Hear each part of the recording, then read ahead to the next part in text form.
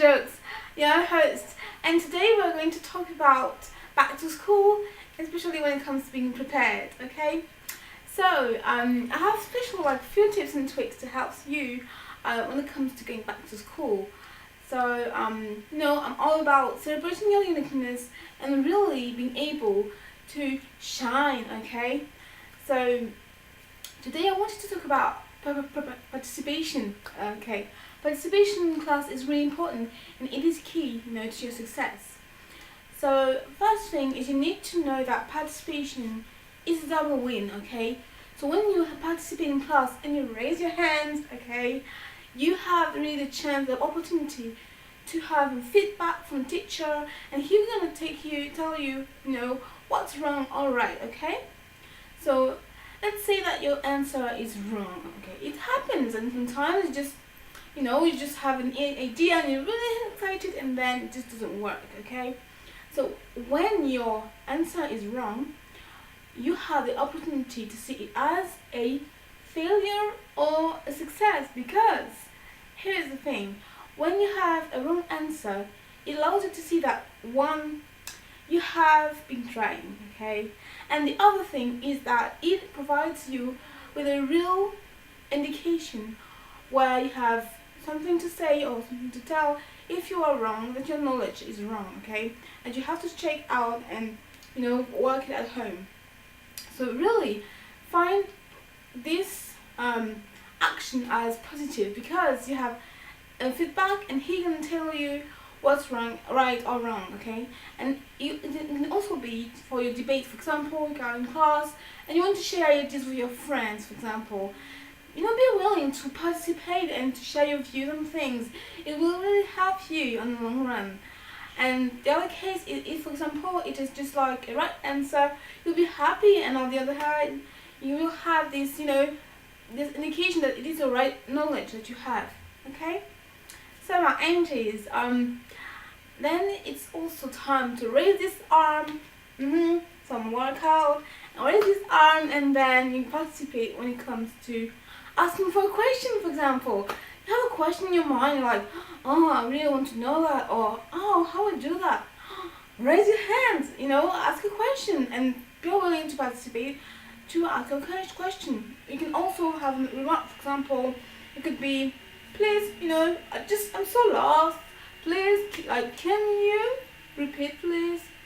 Okay, you can tell it once, twice, whatever, because it will help you understand and grasp this material. Okay.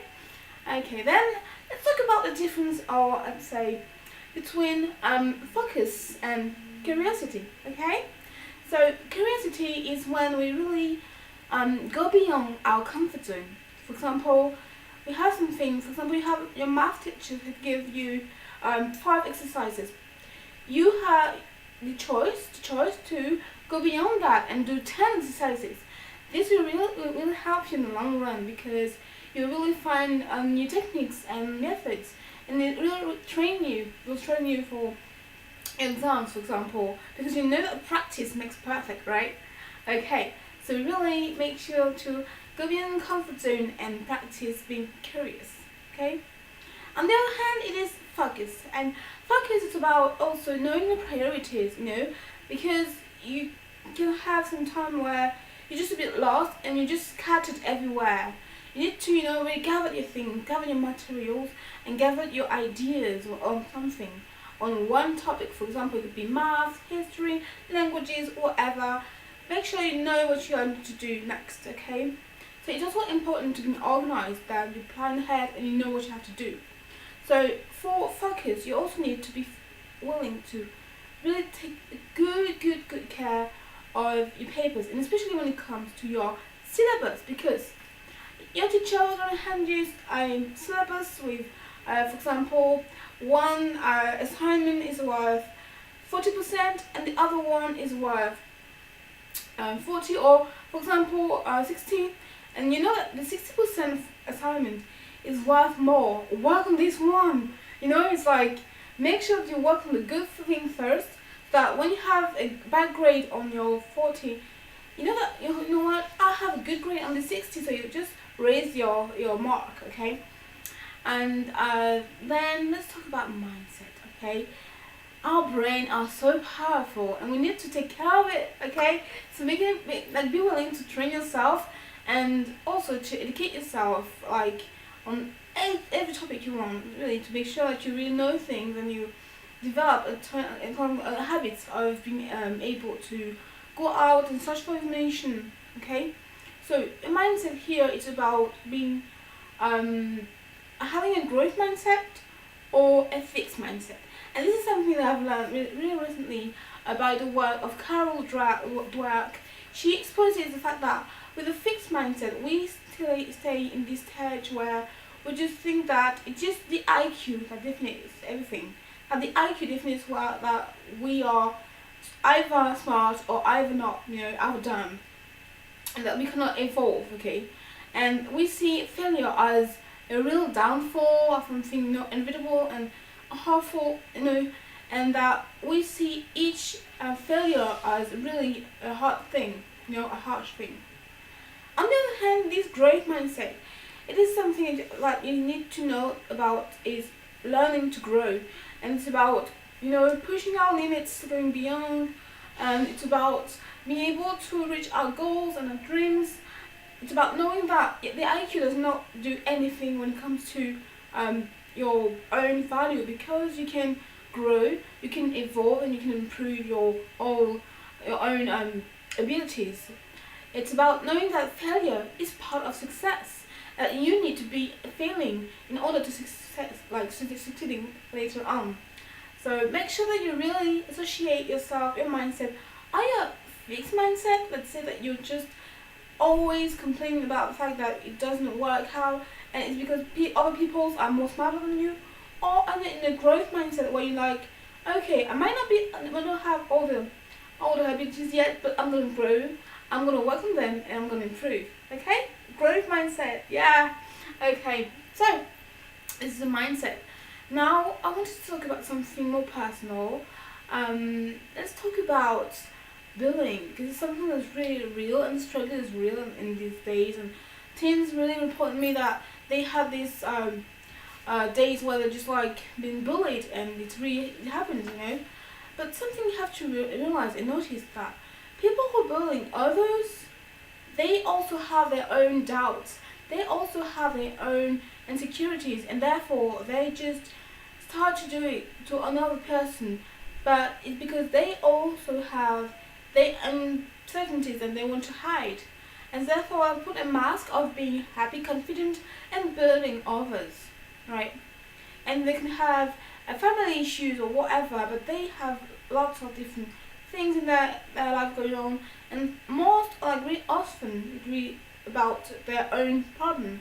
So think about that, and next time, if you have someone who has been bullied or bully others, don't do that. But bullying others, make sure that you think about, okay, why am I doing this to this person, or why this person who is doing this to me, perhaps she's not doing this because of me, but perhaps she's doing this because of herself.